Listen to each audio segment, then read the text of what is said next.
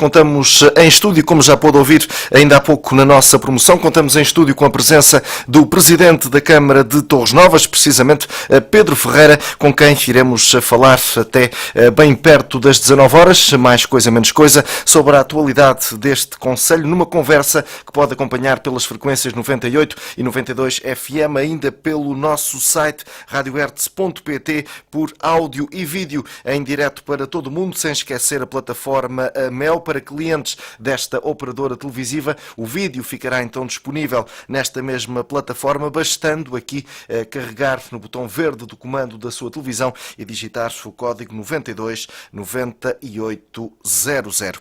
Feita esta introdução, começo então por saudar o nosso convidado. Sr. Presidente, obrigado mais uma vez pela sua presença, pela sua disponibilidade para estar connosco. Vamos então seguir aqui aquela linha que tem sido habitual nesta série de programas, começando por falar desta área da proteção civil e começo por lhe perguntar se a data de 15 de março, na qual ficou estabelecido o limite para a limpeza de terrenos, se considera que é uma data que faz sentido ou nem por isso? É demasiado cedo para quando se trata de limpeza de terrenos? Antes de mais, e reforço também o meu agradecimento para o vizinho município de Tomar, que eu prezo muito e durante muitos anos também profissionalmente também não perdi, ganhei muitas horas neste bonito concelho. Portanto, para todos os tomarenses e para quem nos ouve, um grande abraço. O 15 de março, ou outra data que se ponha, eu penso que o português já está habituado a isto. O que eu vou dizer tem tanto de bom como de mau do feitio do português. Eu diria que é sempre bom, porque o português é um homem bom e sempre disponível para colaborar e sempre alerta para, como é o caso, para resolver situações. Tinha que ser posta uma data. E tinha que ser porque sem datas o português é muito difícil de assumir as obrigações que tem. Só quando é assim um bocadinho encostado à parede, e não me vão levar mal por dizer isso, porque isso se calhar também acontece comigo, portanto, e o Governo tinha que pôr datas e metas, e foi isso que aconteceu já o ano passado.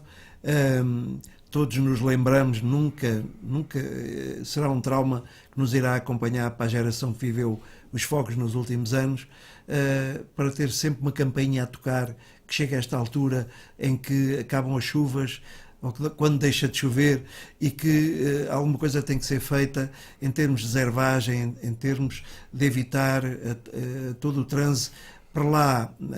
Há coisas que a gente não controla, obviamente, que são as questões de criminalidade, infelizmente, mas há outras que todos temos uma obrigação de zelar. E quando se puseram timings, quando se puseram multas, quando se puseram processos de contornação, foi uma forma, também para as câmaras, também para os presidentes de câmara, estamos todos debaixo de um chapéu de segurança nacional e, neste caso, local, regional, que nós todos temos que assumir. No caso do Concelho de Torres Novas,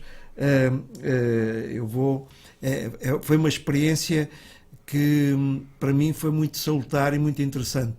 Não quer dizer que não tivéssemos todos os cuidados que os outros municípios também já tinham, confiando nos bombeiros, a proteção civil seguindo determinadas regras, mas com a fatalidade que houve, outros caminhos perigosos nos foram postos à prova. E ao serem postos à prova, eu senti que era preciso fazer mais no meu concelho em termos de proteção civil. E não vamos só falar de ervas e de incêndios, proteção civil no geral. Proteção civil no sentido de termos, eu como principal, qualquer presidente de Câmara, como é a minha querida amiga Anabela Freitas aqui em Tomar e tantos outros a nível nacional, mais 307 ou 306, nós percebemos que temos a maior responsabilidade sobre nós. Nem é o Primeiro-Ministro, nem é a lei define. Em cada município é o Presidente da Câmara que é o principal responsável pela proteção civil. E com essa preocupação tomei providências, com a ajuda de toda a variação, porque passa pelo orçamento municipal. E então o que é que aconteceu? Nós reforçámos o apoio aos bombeiros através de equipas de intervenção permanentes, criámos um gabinete técnico que eu ainda não tinha. Eu tinha 2 pessoas a trabalhar no Gabinete de Proteção Civil, uma pessoa com muita experiência e outra também com alguma experiência em termos administrativos, mas técnicos ligados à floresta, técnicos ligados à proteção civil geral, a proteção civil no geral, eu não tinha.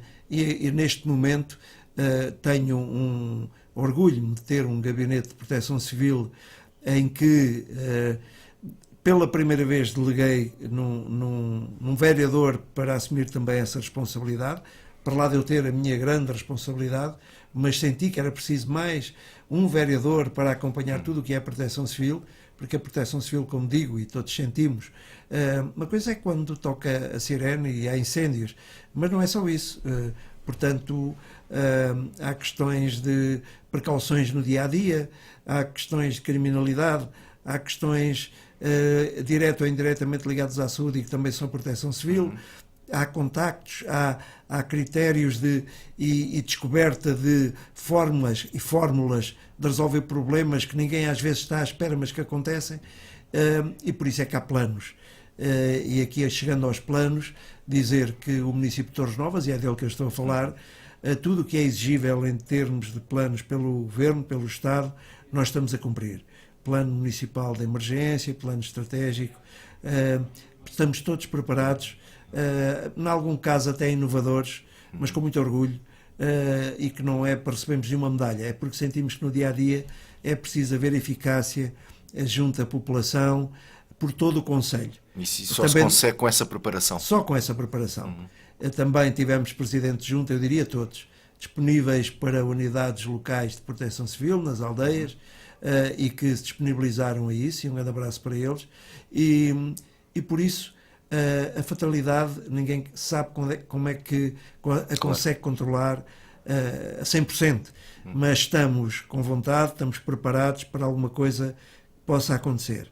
Eu não me esqueço, e tem vindo, e como não é sigilo nenhum, e aliás foi uma coroa de glória para um município do Médio Tejo estar acima da média preparado antes dos grandes incêndios, e depois foi uma fatalidade que aconteceu e foi dos mais prejudicados, infelizmente, em termos sociais com esses incêndios. Por isso, nós sabemos que ter planos e ter estratégias e por muita formação que se dê, temos que estar sempre muito alerta e disponíveis, incluindo com hábitos culturais por parte, e sobretudo com hábitos culturais por parte da população, desde tenra idade até aos mais velhos, para todos os cuidados, são sempre poucos. Já agora vou tomar a liberdade de utilizar a expressão que o Sr. Presidente utilizou ainda há pouco.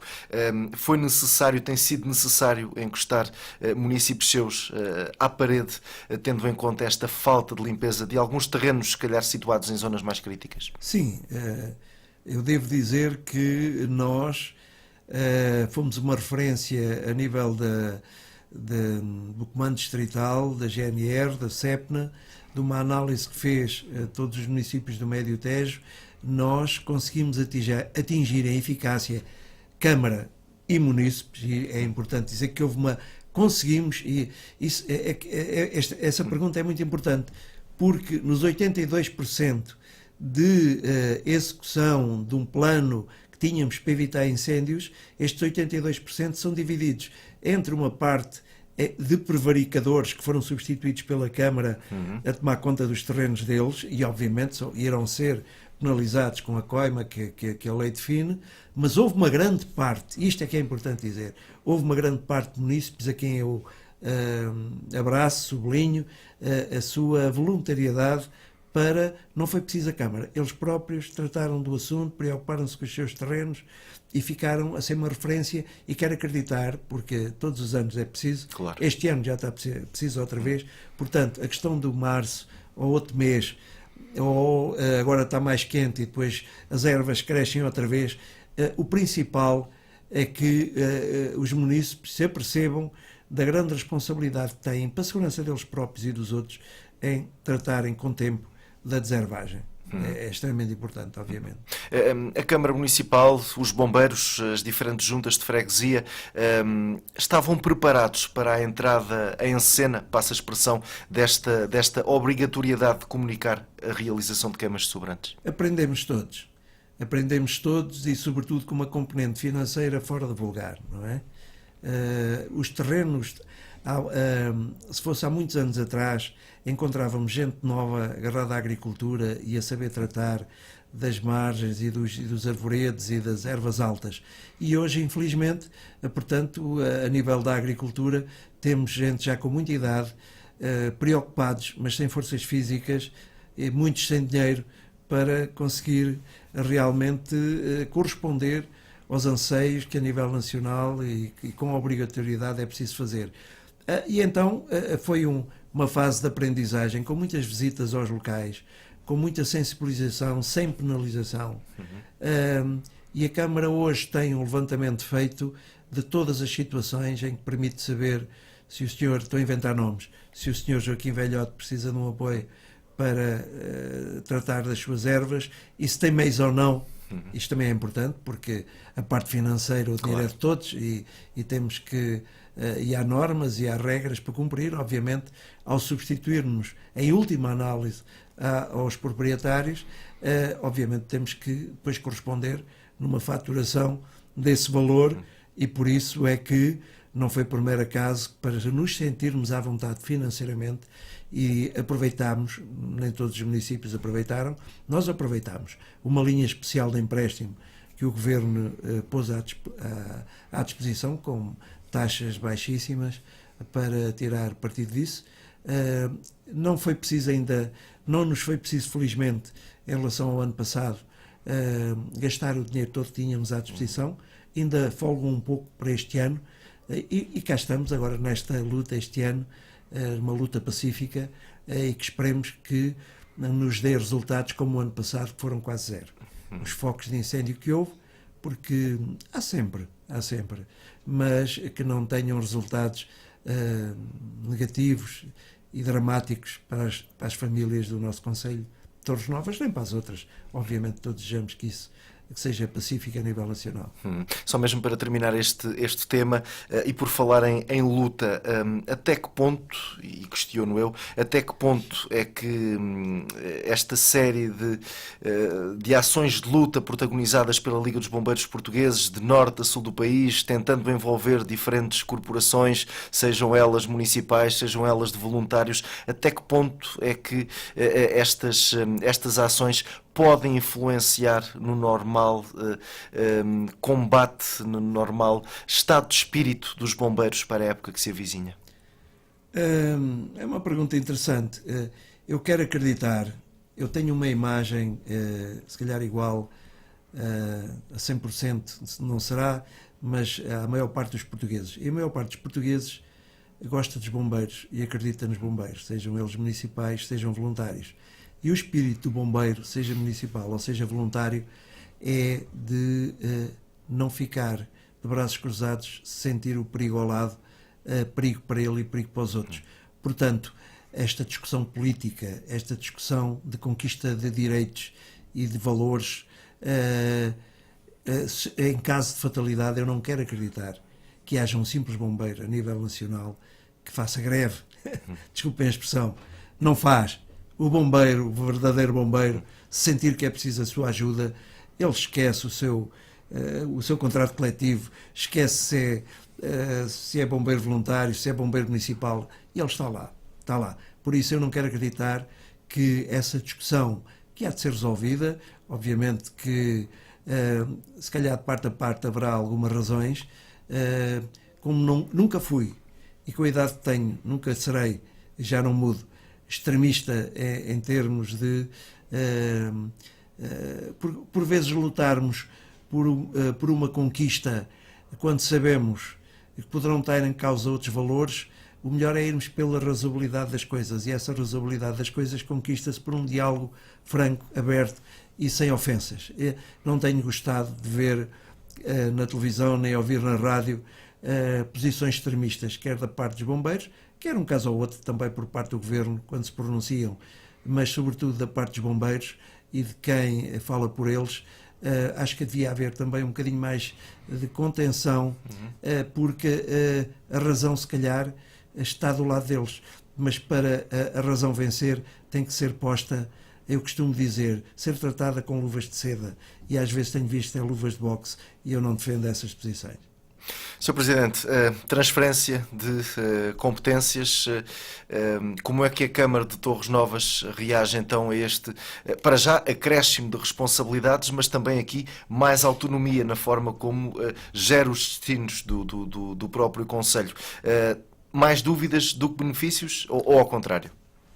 Não, a questão de disponibilidade para assumir competências, nós estamos, a maioria da Câmara, portanto a começar por mim, estamos disponíveis, e já o demonstramos junto do Governo, estamos disponíveis e achamos bem, é um passo histórico da delegação de competências. Eu estou na Câmara há 25 anos, mesmo antes dos 25 anos de Câmara, acompanhei as dificuldades de quem estava na Câmara, na altura nem eu sonhava ainda com a Câmara de Torres Novas. Por isso, e senti na pele o que é não ter a gestão das coisas quando podemos ter, e ser gerido por alguém em Lisboa que, por muito boa vontade que tenha, alguns quando dirigem, quando traçam metas, não conhecem a região, não conhecem o local, não contactam com a população. Por isso eu fui crítico muitas vezes, com colegas meus, de, havendo possibilidade, com o mesmo dinheiro, multiplicarmos por 10 ações no terreno, obviamente estou disponível para a delegação de competências. Até porque a delegação de competências, eu quero acreditar que seja um primeiro passo, um primeiro degrau para chegar à regionalização. E a regionalização, eu defendo também a regionalização. Eu acho que uma regionalização bem feita, com pessoas responsáveis eleitas pelo povo, que consegue fazer um trabalho a bem do país. A bem do país. Os ministérios que existem, e todos sediados em Lisboa, não são melhores do que sediados de uma outra forma e com delegações de competências e com legislações a cumprir. Obviamente que têm uma visão muitas vezes distorcida, podem ter uma política nacional, e ainda bem que a têm, mas nós, a nível local e a nível regional, sabemos melhor que ninguém o que nos faz falta e as potencialidades que temos para fazer. Para essas potencialidades precisamos, obviamente, do vil metal. Nada se faz sem dinheiro, sem uma distribuição equitativa, ou que não sendo equitativa a nível nacional, seja solidária, porque já há muito dinheiro que já foi para muitas regiões do país. Se calhar até muito centralizado, e também se percebe em Lisboa, porque é onde está o maior número de aglomerado de pessoas. Mas não se pode esquecer o interior do país. Nós nem nos podemos considerar, e falta também por Tomar, Torres Novas e Tomar não são o interior do país. Nós estamos a 45 minutos, uma hora de Lisboa, portanto nós somos um bairro um bocadinho afastado de Lisboa e que merece também um tratamento especial. E por isso, a nível da delegação de competências, as primeiras nós aceitámos, ou melhor, eu diria, só ainda não aceitámos, e tem uma explicação, foi a dos jogos de azar, etc., porque sentimos que em 2019, estamos a falar de 2019, se calhar em 2020 já iremos assumir, ou 2021, então iremos forçosamente que aceitar. Mas porque sentimos que ainda não estávamos numa transformação da Câmara, uma adaptação em termos de serviços, e que ainda não estávamos preparados para gerir, nem especializados nessa área. Depois aceitámos outras vertentes. Não aceitámos, e vou explicar porquê, a nível da educação, porque a nível da educação nem o Governo Central, neste momento, ainda pode, os números que puser à disposição para Torres Novas conferir, se dão para a manutenção e obras novas nas escolas, nunca seriam corretos. E nunca seriam corretos porquê? Porque o município de Torres Novas, mesmo antes da descentralização, substituiu-se ao Governo a fazer obras. E as obras, uma está em curso, que é o Centro Escolar de Santa Maria. Outra vai iniciar-se, que é no ensino secundário, que é a Escola Secundária Maria Lamas. Portanto, são duas obras que, no fim de prontas, neste momento, obviamente, ainda não se sabe quantos custos de manutenção é que vão ter, nem que, em termos informáticos ou outros, que novidades é que vão aparecer. E como não queríamos comprometer, para já, esses valores, preferimos, se calhar também é bom para o Governo, com mais calma, em 2020, no fim das obras prontas. Olha, meus amigos, o que a previsão de gastos anuais são estas e, portanto, vamos acertar estes valores, vamos. Então pode vir já a delegação de competências. Portanto, isto no campo da educação. Há um caso muito parecido no campo da saúde, também não aceitámos, porque também nos substituímos ao Governo a fazer obras de ampliação no centro, na unidade de saúde Torres Novas e na criação de uma nova unidade de saúde familiar, que é o SF Cardílio, e que irá ter uma obra que irá rondar os 400 mil euros, também suportados pela Câmara, com uma pequena componente do Ministério da Saúde, e que, portanto, também é preciso concluir a obra, aferir os custos de manutenção, e depois cá está a Câmara de Torres Novas, obviamente, como digo, defendemos a delegação de competências e estamos disponíveis para aceitar. Espero que na comunicação social, ainda bem que me está a ser dada esta oportunidade, foi o que eu disse na Câmara, na reunião de Câmara, quando recusámos para 2019. Concluídas as obras que irão proporcionar e devem e vão permitir uma análise mais profunda dos custos de manutenção, que depois serão ad eterno, portanto, aponto para 2020 já estarmos disponíveis para avançar com a delegação de competência. Só para que as pessoas possam entender essa assunção de responsabilidades, assunção de competências, quer na área da educação, quer na área da saúde, depois de assumidas, então a Câmara ficaria a seu cargo com tudo o que era inerente à parte estrutural e também a recursos humanos, é isso? Recursos humanos menos o professorado, não é? Pois, exatamente. Menos o professorado. Menos o corpo docente. Portanto, a delegação de competências, o que prevê são custos de manutenção e o pessoal não docente, não é? Portanto, e é isso.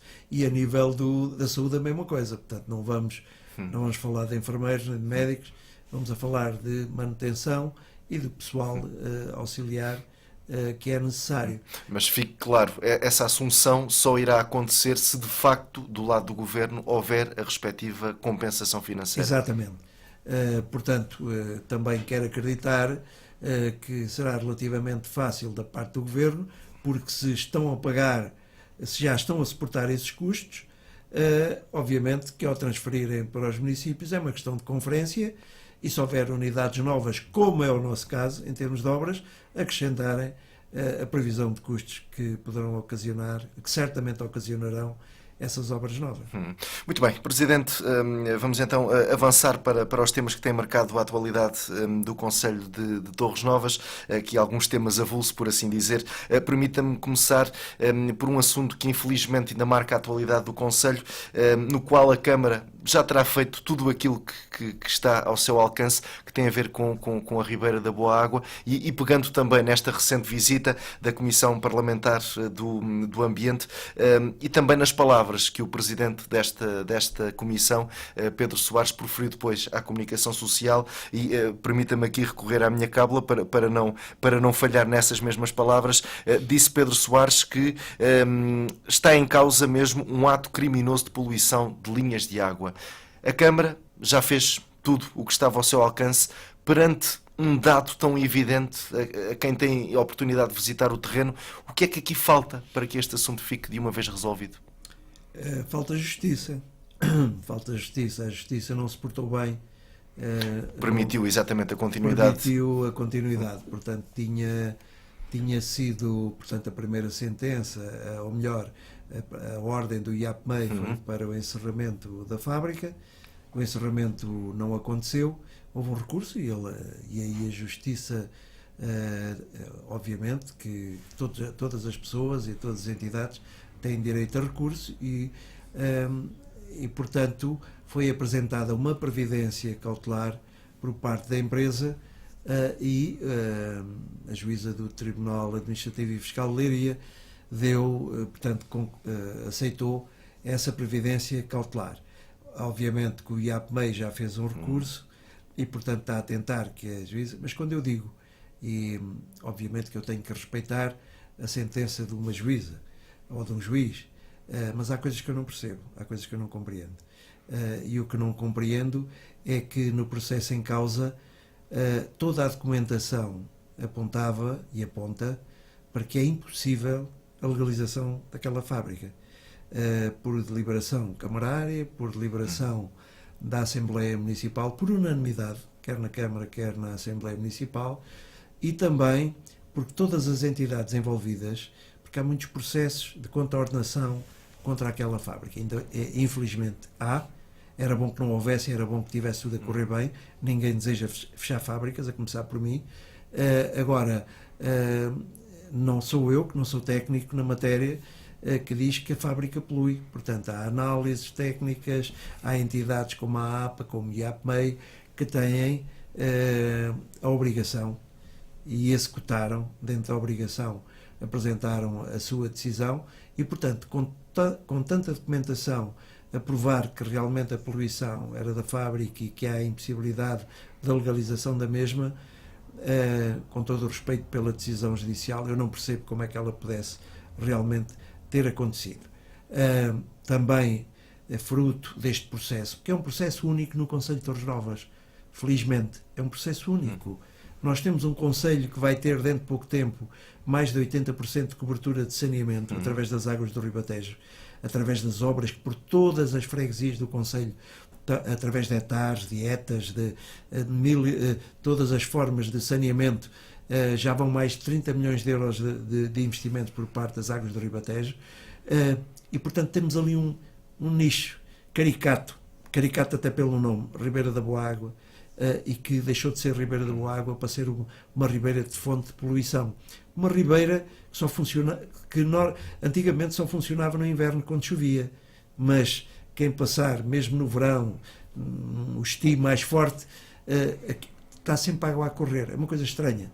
É um líquido a correr, e muitas vezes pegajoso e muitas vezes mal cheiroso. E as entidades oficiais identificaram quem é que faria aquela poluição, que é inaceitável, que cria mal-estar para quem lá vive ao pé, e ontem os deputados a Comissão do Ambiente tiveram a oportunidade para sentir in loco o mau ambiente e tinha chovido na véspera, mesmo a chover na véspera e com granizo, como aconteceu, não sei se aconteceu em Tomar, mas aconteceu no entroncamento, portanto as pessoas sentiram-se mal no local. Portanto, alguma coisa tem que ser feita. O que é que pode ser mais feito? O município de Torres Novas, a Câmara de Torres Novas não pode fazer mais, a Justiça pode fazer tudo. Portanto, estamos nas mãos da Justiça. Eu quero acreditar que a Justiça portuguesa funcione bem e que faça acionar o poder que tem com transparência plena, para não haver dúvidas de quem é que polui, que mal é que está ali e que se resolva de vez o problema.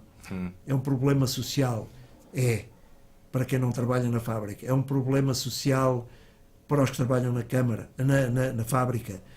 Se a fábrica, por qualquer motivo, ou fosse transferida ou fosse encerrada, mas isso, uma coisa, isto é como nós termos conhecimento de um mal-estar generalizado que pode provocar mal às pessoas de saúde e fecharmos os olhos só porque é economicamente interessante para uma região. Isso é mal demais. Eu recordo-me, se me permite, recordo-me que terá sido das últimas vezes que aqui estivemos em estúdio, ainda este processo estaria algo embrionário, fez questão de sublinhar e de garantir e iria provar com ações no terreno isso mesmo, que cria emprego, mas não a qualquer custo, não a um custo que colocasse em causa a saúde das pessoas. Obviamente, a que é que me vale a ter uma empresa qualquer, agora nem estou a falar da empresa em causa, mas o que é que me interessa ter uma empresa no Concelho que dê, nem que fossem 500 postos de trabalho, mas que prejudicava a saúde aos restantes? Isto era uma coisa irrealista, nem me quero passar para a cabeça, nem é o caminho que o nosso país deve percorrer.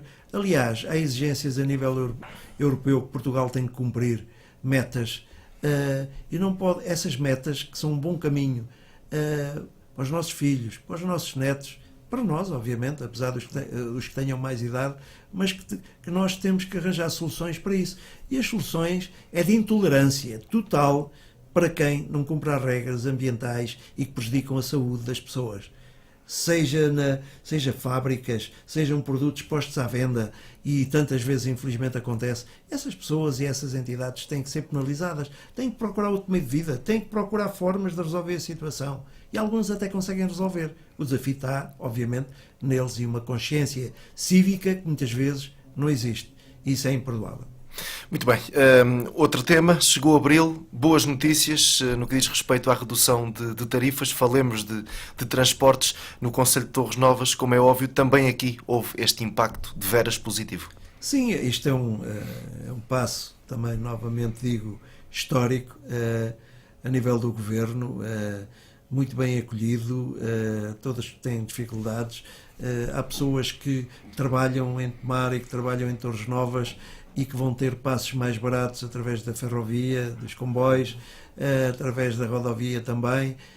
Quem tem transportes urbanos, como é o nosso caso, reflete-se imenso, porque nós fomos os criadores do STUT a nível nacional para cidades médias, concelhos de média dimensão, municípios de média dimensão. Torres Novas foi o primeiro, nunca mais me esqueço que até na Polónia foi apresentado o nosso projeto e correu muito bem e continua a correr e é muito utilizado.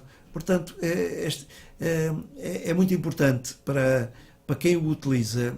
Há pessoas que têm possibilidade de ter o seu carrinho à porta ou mota, mas nem todos. Uns, até por questões de qualidade de vida, gostam de utilizar os meios de transporte públicos.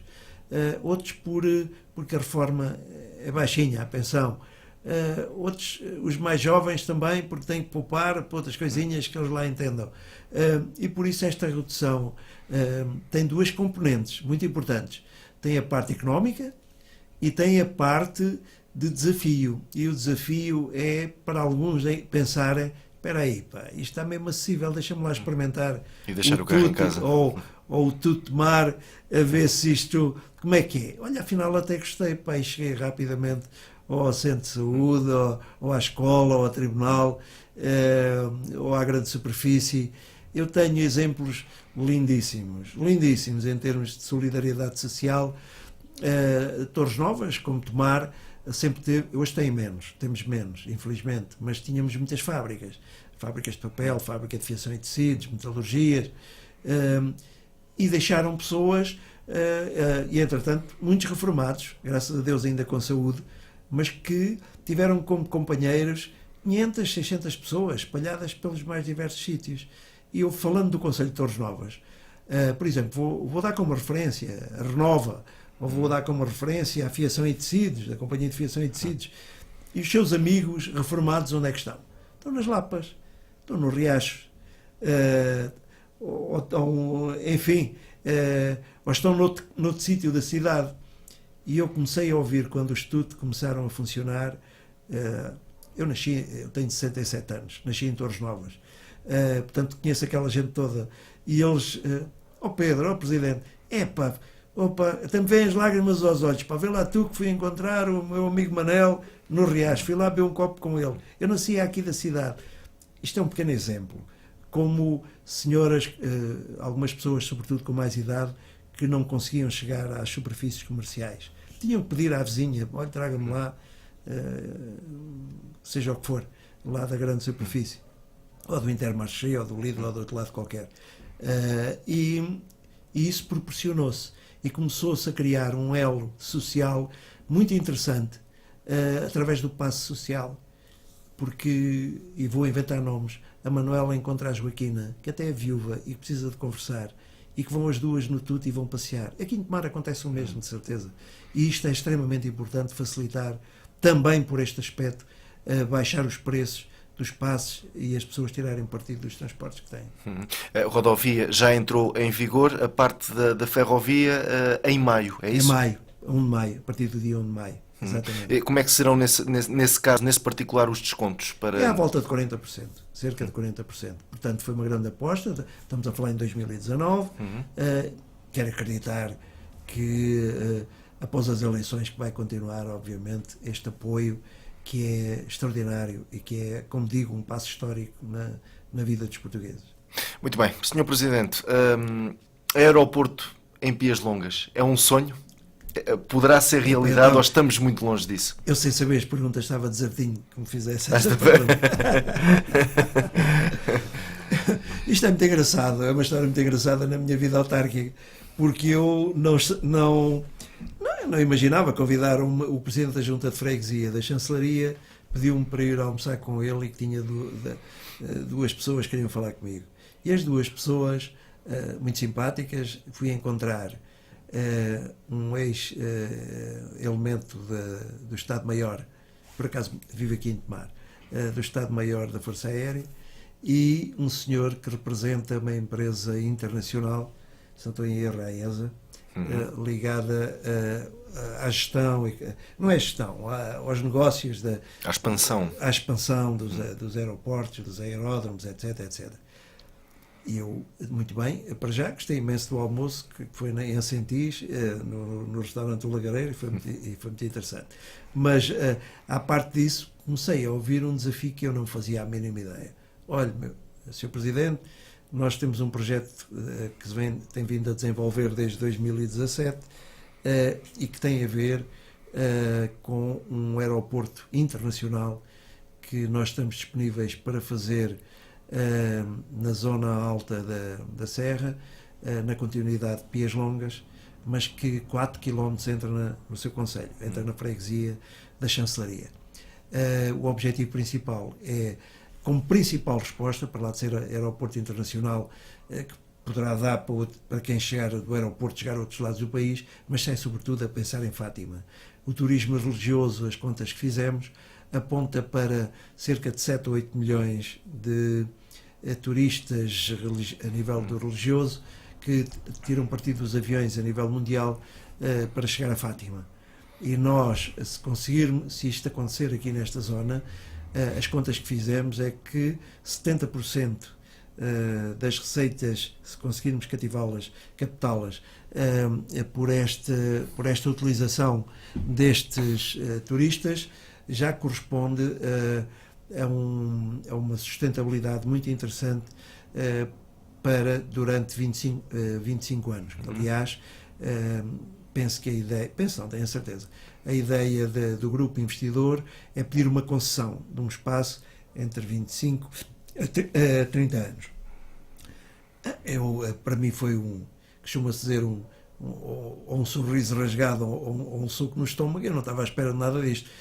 Ouvi desde há muitos meses que a possibilidade de um aeroporto pago pelo Estado no Montijo, ou se não for no Montijo, na zona de Leiria de Montreal, enfim, mas tudo alternativas a Lisboa, portanto sempre Estado a pagar e resposta para a região centro.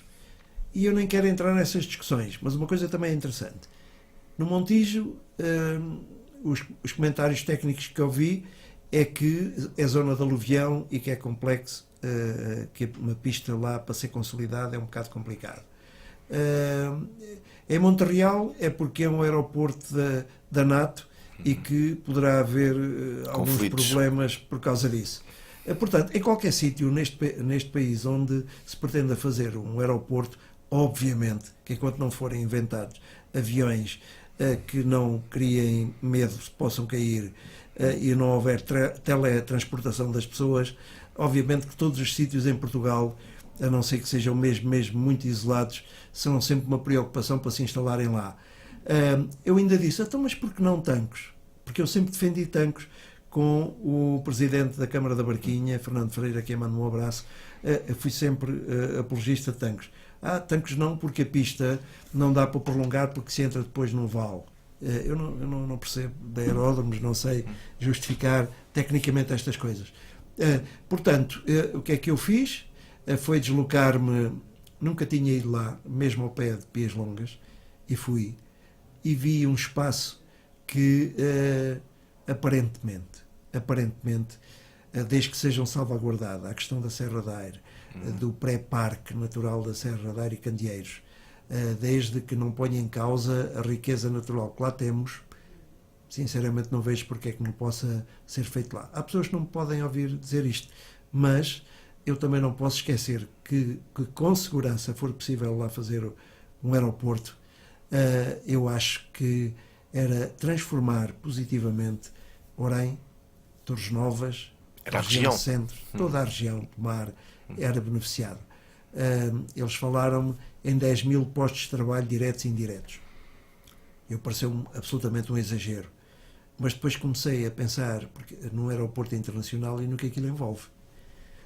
E então já comecei a ficar comedido em dizer alguns disparates e que é exagerado.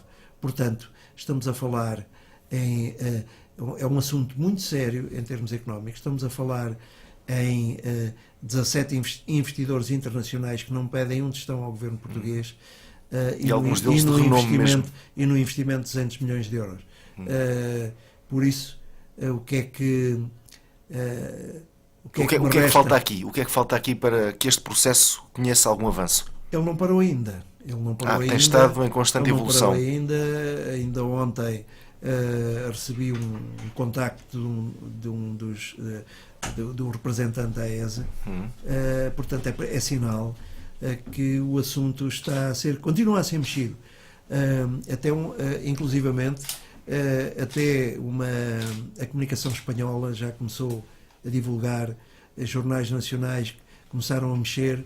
Portanto, o Presidente da Câmara de Torres Novas, Pedro Ferreira, não tendo outra coisa para fazer, é estar atento a 2 níveis, como digo, atento a que a defesa da Serra da Eira, em primeiro lugar, e das populações da Chançaria e de Orém seja garantida, e se o aeroporto aparecer, ou alguma alternativa, mesmo que não seja um aeroporto para todo o tipo de aviões, mas que seja, por exemplo, um aeroporto menos ambicioso, mas que traga riqueza à região, por que não? Porque os aviões já lá param, são ultraleves, é verdade, mas como não tenho conhecimentos da aeronáutica, e com quem falei percebia e percebe da aeronáutica, deu instrução a muitos pilotos da F-16, continuo a falar, não vou dizer o nome, mas acho que é uma pessoa de prestígio aqui em Tomar.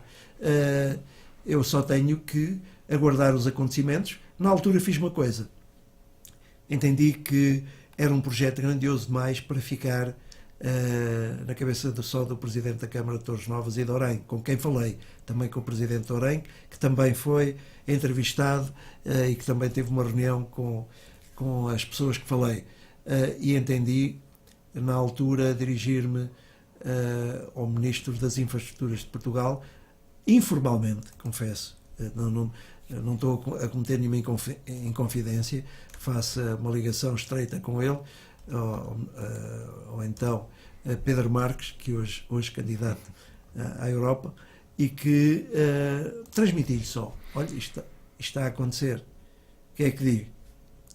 Olha, o Presidente, mande-me os dados que tiver, portanto que ele também pouco mais poderia fazer naquela altura do que isso, e foi isso que fiz, e portanto agora estou na expectativa do que possa acontecer.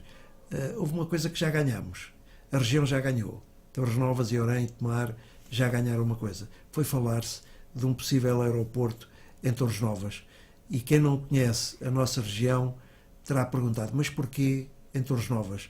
E vai descobrir tão simplesmente isto: temos a melhor posição geográfica a nível nacional, a vários níveis, quer a nível da aeronáutica, se é que podemos chamar, quer a nível das grandes superfícies, a nível da logística, que já hoje somos uma referência europeia, mundial, no contexto de Portugal.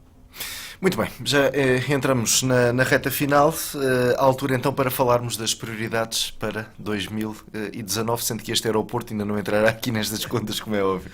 Mas mais a sério, então, para 2019, chegando ao final deste ano, o que é que espera ver concretizado? Olha, na última entrevista que fiz aqui, penso que lancei o mesmo desafio, agora já com dados mais concretos, com verbas atribuídas pelos fundos comunitários, é apostar na recuperação, na reabilitação do Centro Histórico de Torres Novas. Torres Novas é uma cidade muito bonita, está feia em algumas zonas do Centro Histórico, portanto, e aí temos uma grande aposta, há concurso a correr neste momento, como a reabilitação da Central do Caldeirão, a antiga Central Elétrica, o espaço exterior do Parque Subterrâneo de estacionamento. Temos também o Largo General Humberto Delgado, que é hoje o último dia de entrega das propostas de concurso público, ciclovias, e depois também, estou a dizer genericamente as principais obras, o acesso ao castelo através um acesso.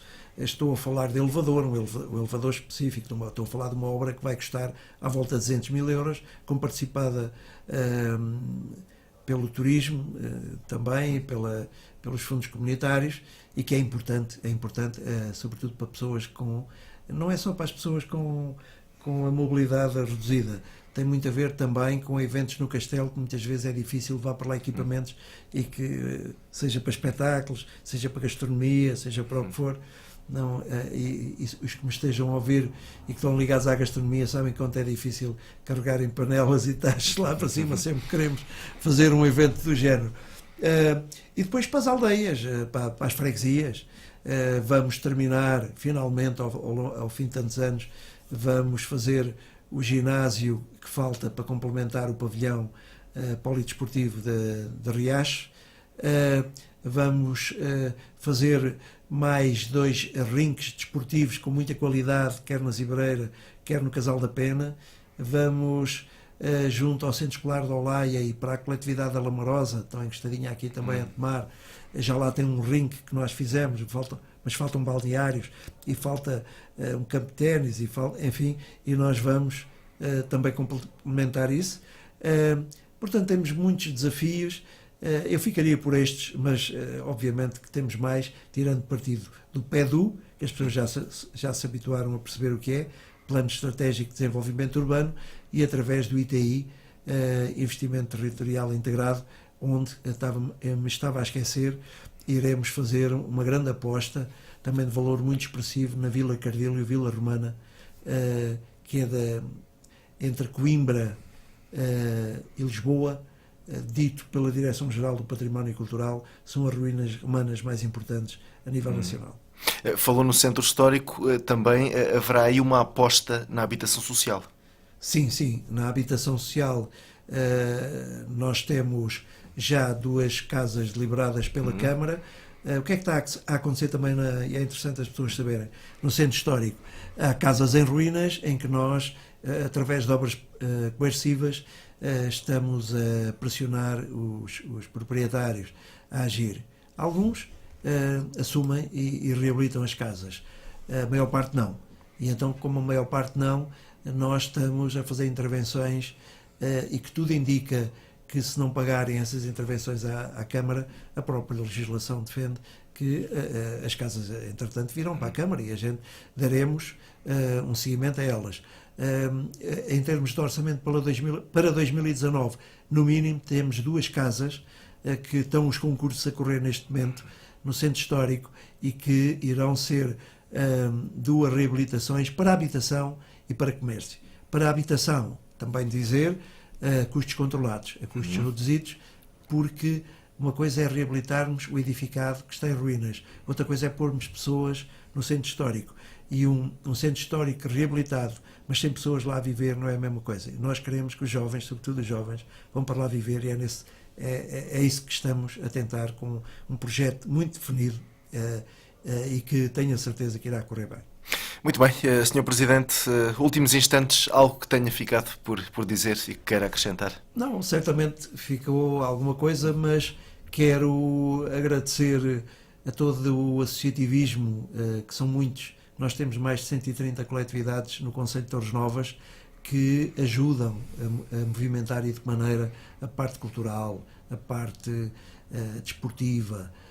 Nós temos 8 bandas, temos 6 ranchos folclóricos, temos campeões nacionais e europeus em várias modalidades. Isso é muito importante e dá entusiasmo, dá um grande entusiasmo. Portanto, também queria aproveitar estes momentos para enaltecer o trabalho da Comunidade Intermunicipal do Médio Tejo, que está sediada aqui em Tomar.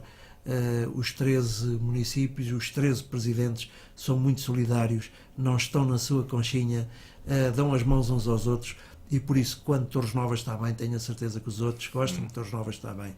E quando me dizem que os municípios do Pinhal estão bem e que Tomar está bem, eu também fico imensamente satisfeito. E como isto é uma tarefa hercúlea para qualquer de nós, desejo a todos eles muito entusiasmo, e que as populações percebam quanto é difícil o nosso trabalho, mas que nos ajudem com críticas positivas, mas que nos ajudem a levar a bom porto um desafio que é de todos, a bem da nossa região e do nosso país.